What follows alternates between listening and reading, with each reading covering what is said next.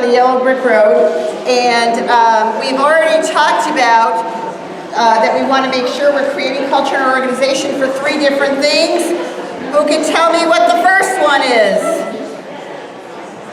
Oh, please. I'm going to start again. Everybody pay attention here. Look at me. Stop talking. Turn off your computers. You made a commitment to come here. Be present. Be present. Okay. So we're continuing down our journey down the yellow brick road. And we started off talking about the 3 cultures that we need to create in our organization to ensure the success we want in growing not only our personal business, but our team business, our organization. And we talked about 3 different cultures that we want to change. Who can tell me the first one? Thank you. Teamwork and monthly activity. What's the second one? Fast-paced recruiting growth. What's the third one?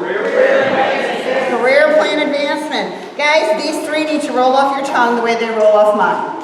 Okay? This is Pampered Chef. This is the message we are sending. You need to understand that this is not something that's just, oh, this is what they're talking about now. You're going to hear this for the next forever at Pampered Chef. This is the core of everything that we're doing in leadership training right now. So they need to roll off your tongue. Because if they're not rolling off your tongue, you're not learning them and bringing them to memory, then you're not doing it with your team. Right? You have to be conscious of it. All right, so let's ask this question. Which way should we go? Oops. Oh, wait, I'm one. Nope, I was there. Why isn't it playing? That's why. See, it's not working, Anthony. I need your help. Wait. Let's plug this one in. See, it's not working. Oh, this makes me so mad.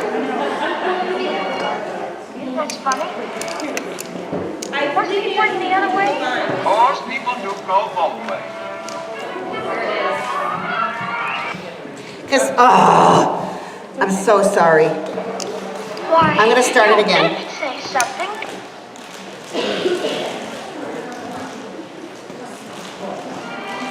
Now which way do we go? Pardon me. That way is a very nice way.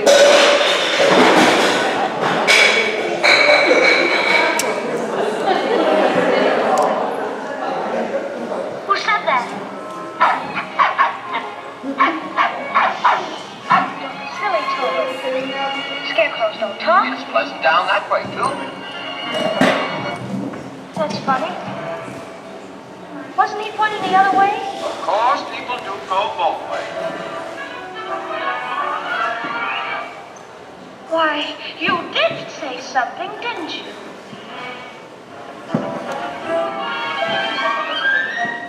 Are you doing that on purpose?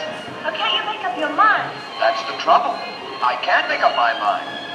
I haven't got a brain. Only straw.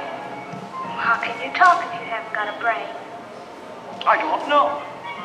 But some people without brains do an awful lot of talking. Don't they? I guess you're right. Well, we haven't really met properly, have we? Why, no. How do you do? How do you do? Very well, thank you. So now which way do we go, right? Which way do we go? And what we want to spend the next 45 minutes talking to you about are some of the best practices you can put into effect to really create fast-paced recruiting growth in your organization, all right? Marna shared some great ideas with you earlier, and Marna, we had a couple requests to see the cards, and I don't know if you have those with you, but... I'll share the link on the team page. Awesome, okay? Yeah, that was awesome. Okay, so the question is, how do you create a picture and vision so clear? Remember, inspirational leaders create vision, right? They create pictures and visions so clear, others can see themselves doing it. So the question we want to ask ourselves about fast-paced recruiting growth is the same question we asked ourselves about teamwork and monthly activity. How do we create a picture and vision for your team so clear that they can see themselves recruiting and building a team? And the first answer to that question is You set the example. You set the example.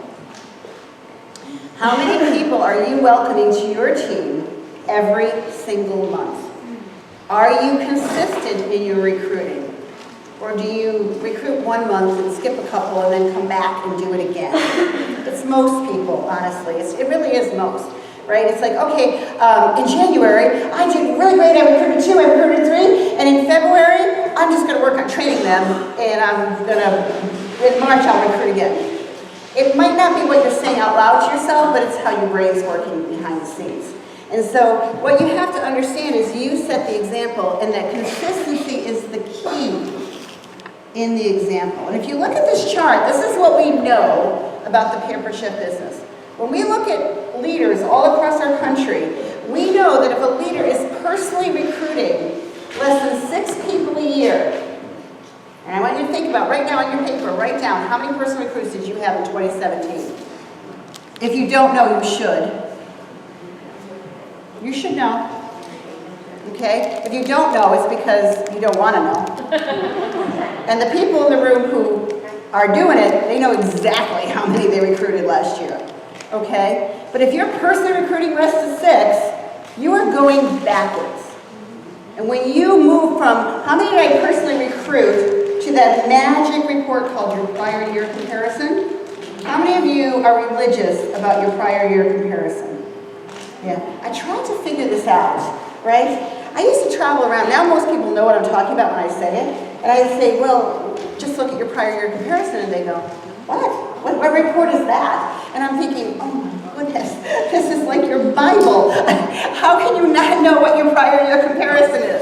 And so I kind of figured it out, right? So I just talked to a brand new director, 1 year in the business. Where'd she go? Jill. Adorable. Give it up for Jill. Look at 1 year in the business, fast track director, big goals. Yes. I just met her for the very first time. And here's what it's Jill, right? Julie. I'm so sorry. I had the J right. I apologize. Julie. Okay, I got it now. Julie, 1 year in the business. And here's what I realized as I started traveling around and people didn't know their prior year comparison. When you're new in the business, you see this report called prior year comparison, and you say to yourself, I don't have a prior year. I don't need that. And so you never go there. Now I'm teaching you this as leaders so that you teach your directors to go to the prior year comparison. Because the prior year comparison isn't just showing you year over year, it's also showing you month over month, right? That's your Bible, guys. You always need to know what's going on in your business.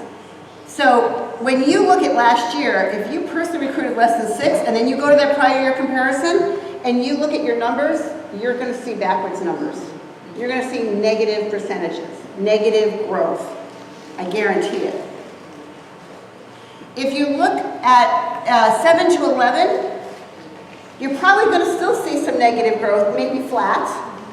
And you're going to look at some months were better than others, right? Those good months are always going to come in good no matter what, right? But then there's going to be months that you really struggle. 12 to 17, you're maintaining. And some months you're leading and some months you're not. But you're pretty much maintaining a fairly consistent team if you're personally recruiting one every single month. All right? But its magic happens at that 18 to 24. And this is this is excellence. So when you get rewarded for excellence in recruiting at national conference, it means that you have to recruit and qualify 15, right? To recruit and qualify 15, you have to personally recruit 18 to 24. You have to. There's no way. I don't know anybody who has 100% qualification rate. The highest qualification rate I know of in the company right now is about 90%. And that's pretty darn amazing. All right? So that's what you need. You need 18 to 24 to have strong growth. And I'll tell you a little story about that. It's my favorite story about somebody coming into our leadership program at Pampered Chef and wondering what the heck she was doing there. Right? And that's actually 2 ladies, Melody Harper and Trina Lutz.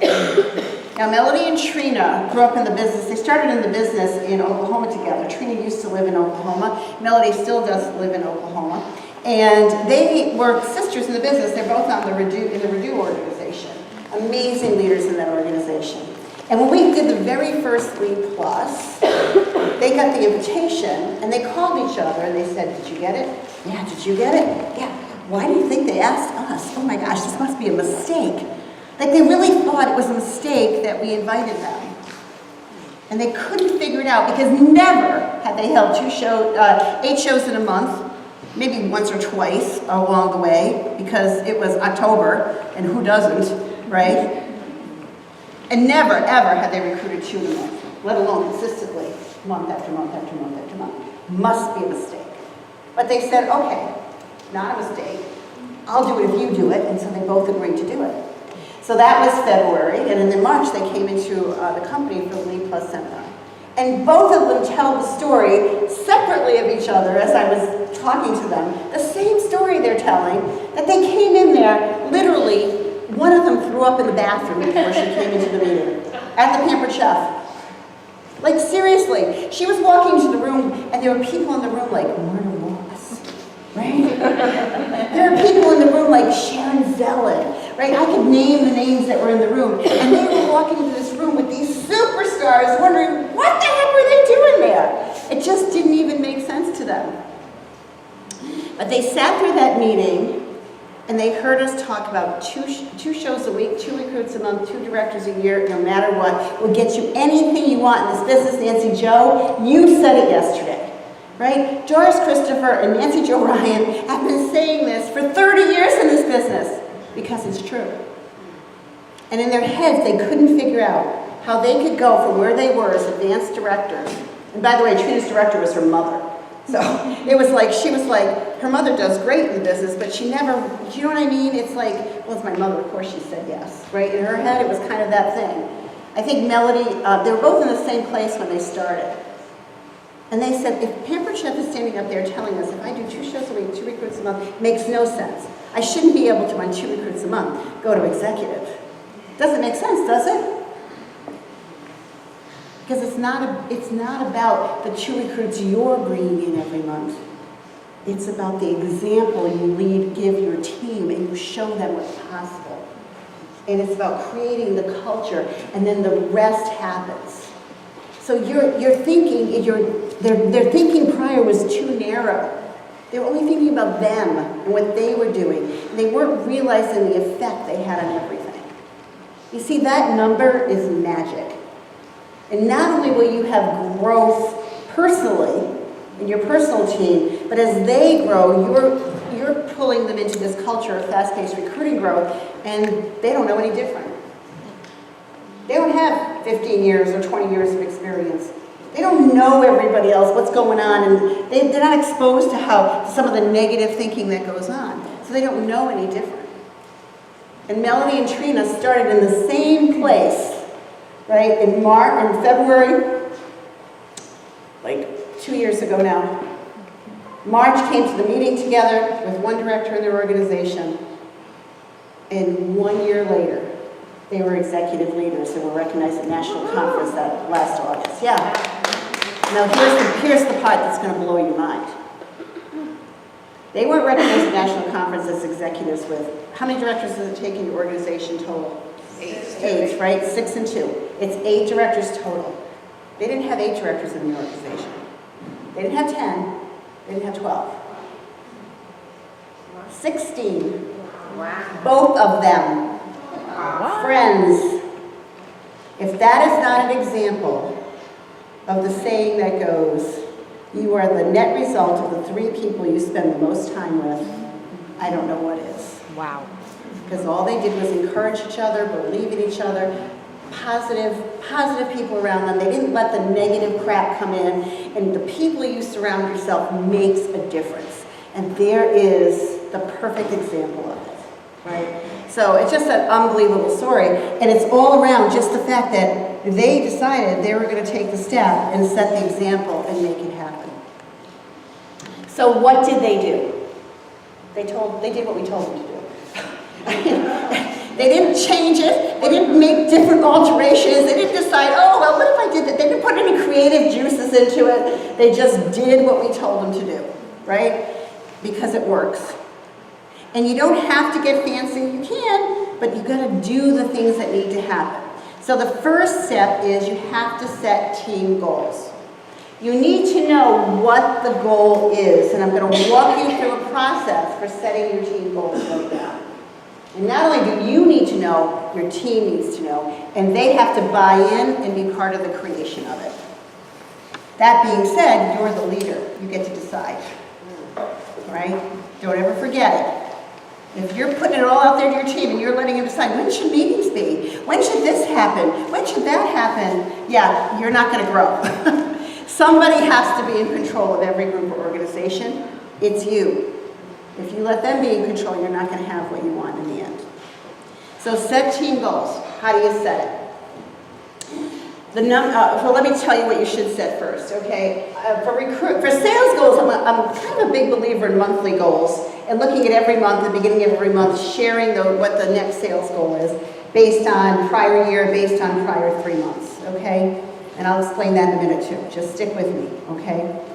Recruiting goals, I'm a bigger believer that they should be set at least 3 months at a time, 6 months, as much as a year. And that can be changed up depending on what's going on in your organization. And it also depends on the size of your organization. So if you're let me just do this on the back up because I feel like your head is at a weird angle all the time. Okay, good. If you're a smaller organization, you probably want to look at 3 month windows. If you're bigger, you could look at 6 months up to a year. Now, a lot of the people I've worked with as leaders who've done yearly goals in the past, I've got to shorten them down to 6 months. I think, Eileen, you were one of them, right? Just change it up for your team a little bit. You still know what you want to do at the end of the year, but what can happen in these next 6 months? Make sense? Okay, so minimum 3 months. And here's why I don't go for a month. Because if you say, okay, we want to recruit, in the first half of the year, we want to recruit 60 people. I'm going to just make this numbers easy. We want to recruit 60 people in the first half of the year. 6 months, that's 10 a month. That's not how you set recruiting goals. It's not about breaking it up and doing it monthly, because you should be growing on the growth, right? You'll always, if you're really in growth mode, you'll recruit less in January than February than March, and you'll keep that going up. And you know, every now and then the Pampered Chef throws a little, could give you a little something, right? You gotta have a little something in the Pampered Chef, and you never know what's coming next. So that's something to keep in mind. So January, February, March is what you need to look at. So right now we're going into March.